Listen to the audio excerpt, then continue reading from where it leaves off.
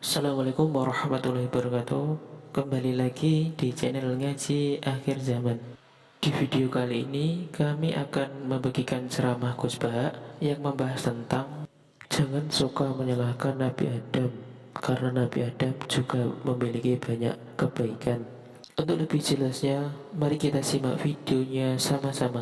Sekian dari saya. Wassalamualaikum warahmatullahi wabarakatuh. Salam NKRI. Anda jangan langsung menyalahkan Nabi Adam. Saya ini sering kampanye untuk membela Nabi Adam. Karena banyak kiai yang cerita Nabi Adam itu salah melulu. Nanti kan kita di surga kan nggak perlu ngajukan kredit, nggak perlu punya istri cantik yang minta ke mall. Karena kelebihannya bidadari itu cantik, nggak minta belanja. Sudah gitu di madu juga nggak protes. Tapi kalau di dunia itu sudah minta belanja di madu, protes. Jadi tapi kenapa Nabi Adam akhirnya keluar dari surga dan kita menyalahkan hanya demi kepentingan supaya tadi punya istri cantik, tidak minta uang apa? Belanja dan boleh dipoligami mau.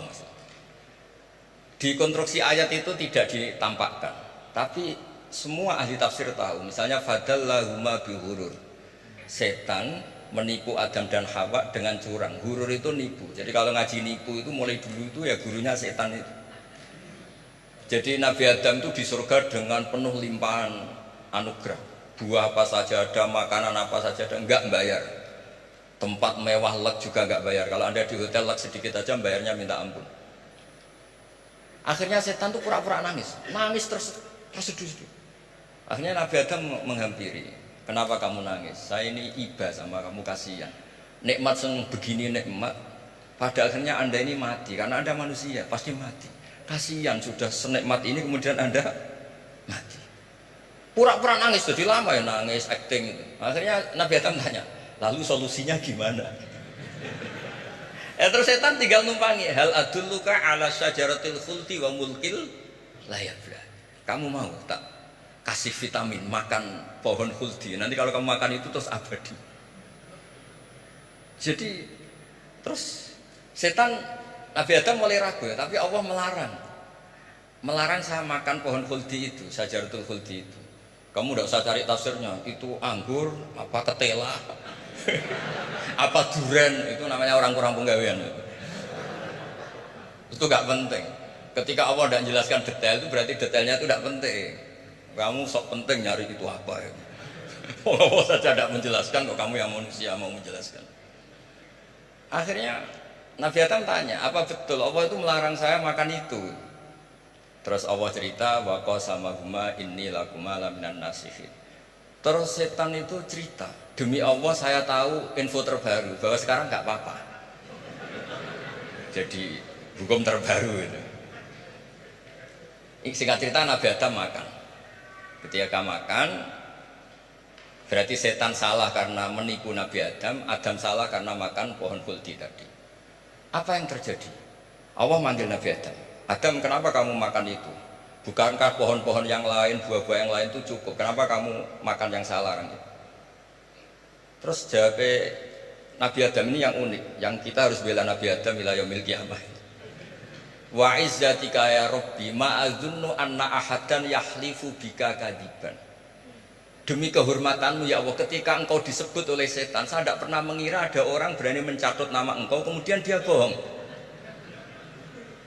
Loh, ini contohnya Pak Fajar ini, sama temannya yang paling sering bohong itu dia nggak percaya, tapi meskipun sering bohong kalau dipanggil Pak Rektor ngecek ulang apa enggak, kalau kalimatnya dipanggil Pak Rektor pasti nggak ngecek ulang, meskipun teman yang sering bohong pasti langsung nyari Pak Rektor.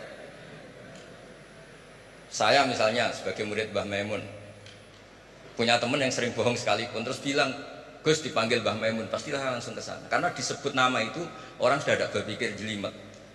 Ketika engkau disebut ya Allah, saya tidak pernah ngira ada orang mencatat nama engkau kemudian dia bohong, sehingga Allah itu haru sama Nabi Adam. Makanya Nabi Adam itu diusir. Ini meneruskan ayat yang dibaca Mas Masjid tadi, diusir tapi disangoni. Dam, secara prosedur hukum kamu harus saya usir karena kamu melanggar, tapi tak sangoni. Lucu kan? Tak sangoni. Kamu baca ini ya. jadi unik. Makanya ayatnya fatalaqqa Adamu mir Rabbi, bukan kreasinya Nabi Adam. Kalimat itu bukan kreasi Nabi Adam, tapi hadiah sama Allah. Ini kamu secara laturan tak usir, tapi tak sangoni, ini dibaca nanti. Tapi Nabi Iblis tidak disangoni, karena memang dia penipu betul. Sudah gitu akting pura-pura nangis, pura-pura ini itu, jadi bener-bener penipu ulung. Makanya sekarang pun kalau penipu itu memang harus sopan, harus nangis, itu cara untuk karena sanatnya penipuan memang begitu, sanat awalnya memang begitu, pura-pura nangis terus pura-pura itu. Jadi itu memang cara paling efektif untuk apa? Nipu. Ada sanatnya. Nah, lalu kenapa ada hadis mangkola la ilaha illallah dakhalal jannah? Ini terakhir, terus nanti Mas Masdi ngendikan terus doai sekalian. Perintah Sohibul Bait, bukan permintaan, perintah. Perintah itu bukan berarti tidak sopan. Memang bahasa Indonesia itu gitu. Permohonan itu mesti diabaikan. Kalau perintah itu agak tegas. Bukan masalah. Jadi begini. Saya ulang lagi konstruksi ya, konstruksi ayat fadallahuma bihurur. Kenapa mangkola la ilaha dakhalal jannah? Itu unik. Kalau kita baca hadis, ada orang itu pendosa, salahnya sudah minta ampun, sama Allah dipanggil. Ini hadis musnad, riwayat musnad Ahmad dan banyak riwayat yang lain. Dipanggil, Fulan kamu ke sini. Kamu lihat itu apa? Bok Gusti. Berapa? 99. Per bok itu maddul basar. Sepanjang mata melihat itu isinya dokumen kesalahan dia. Jadi nggak kayak yang di pengadilan itu hanya beberapa tumpuk. Itu sepanjang dia lihat itu kesalahannya dia. Sepanjang dia melihat. Sudah gitu jumlahnya 99. Ya dia putus asa, dia akan masuk surga. Kemudian sama Allah, sudah kamu tenang saja. Diambilkan bok kecil, kecil sekali, paling sak bok jam tangan ini. Dah, innaka lan tuzlamal yaum, kamu tidak akan terdolimi. Kenapa Gusti? Ini kamu punya kebaikan ini kecil sekali.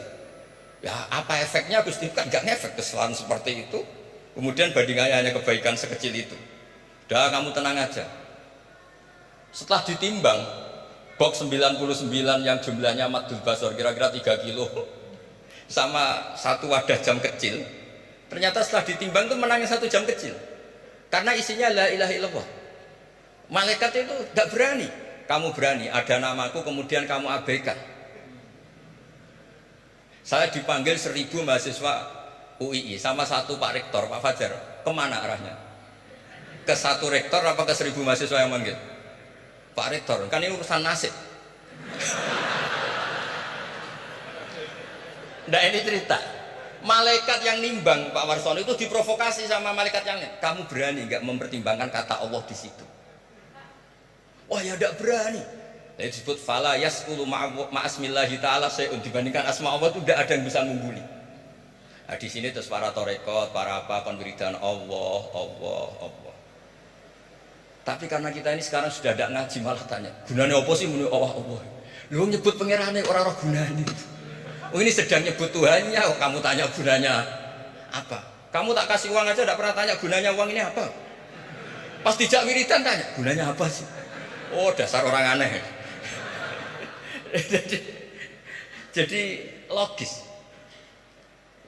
Lah Nabi Adam juga sama, ketika disebut asma Allah itu nggak mikir yang lain, apa setan itu penipu apa enggak, sudah grogi yang manggil Allah langsung. Nah makanya saya mohon, kenapa kita memahami mangkana akhiru kalamihi Allah la ilaha illallah dakhalal jannah, karena dengan itu malaikat nggak berani macam-macam. Jadi nanti kalau anda ketemu malaikat tukang hisab, ayo silakan abaikan nama Allah. Kalau kamu berani berarti tidak malaikatnya Allah. Masa namanya Allah gak dipertimbangkan? Ya tadi misalnya dosen-dosen UI ada undangan seminar menjanjikan, nggak seminar menjanjikan tapi yang manggil rektor, milih mana? Kira-kira saja milih rektor kan? Karena ini nasib berkelanjutan kan kalau seminar kan. Apalagi ini asmane Allah. Nah, makanya Nabi ngendikan fato satisi jilat wasakula ismuwah. Kemudian bok kesalahan tadi jomplang kalah. Kemudian yang menang hanya asmanya Allah Subhanahu wa ta'ala. Makanya terus disebut, sudah Nabi ketika tanya amal apa paling baik ya Rasulullah, gini dzikrullah fisri wal alan gini-gini, dan kamu mati dan kamu hidup walisanu katarbun, kamu harus selalu ingat Allah ta'ala. Lah dene saya sekarang itu sudah biasa ingat Allah terus disuruh ingat rektor, ya muka-muka itu tugas dari Allah juga. Saya tidak tahu apa benar apa tidak tahu. Tapi yang jelas saya tidak jenis orang yang apa ya, terus nganggep apa dunia penting betul. Tapi ya penting lah gue sang mati. Tapi yang jelas supaya sampean ngerti madhab saya, karena ini ngaji dan saya punya niat baik, maka saya ungkapkan cara berpikir saya. Jadi sampean tidak usah kaget. Mungkin namanya kan mengabaikan kesalahan, cara berpikir nggak gitu. Kita punya riwayat sahihah bahwa ketika malaikat mengabaikan semua kesalahan ini karena nggak berani memperbandingkan asmane Allah dengan yang lain. Makanya disebut di akhir hadis fala yasqulu ma'asmillahi ta'ala. Ketika sudah nyebut Allah harus dianggap selesai. Nggak boleh habis nyebut Allah mau mati kredit, nggak boleh. BPKB di bank ini nggak boleh. Nanti akhir hayatnya bilang BPKB bukan Allah. Nggak harus kata Allah itu mengunci. Disebut akhiru kalami. Lah kalau sampean tanya, kenapa itu menjadi penting? Karena tadi malaikat tidak akan memperbandingkan Allah dengan yang lainnya. Makanya ketika ulama-ulama sufi, kalau kamu habis salah istighfar. Nanti di sohifah kamu akan ditulis habis salah. Terus di belakang ditulis. Tapi setelah itu dia bilang astagfirullahaladzim. Nanti malaikat tinggal aja kamu teror. Kamu mempertimbangkan Allah apa yang itu? Ini tak ajarin. Kalau tepak ya kamu didengar, kalau tidak malah digebuki. Tidak tahu saya. Tapi itu ijazah resmi ini hari ini. Hadisnya akurat.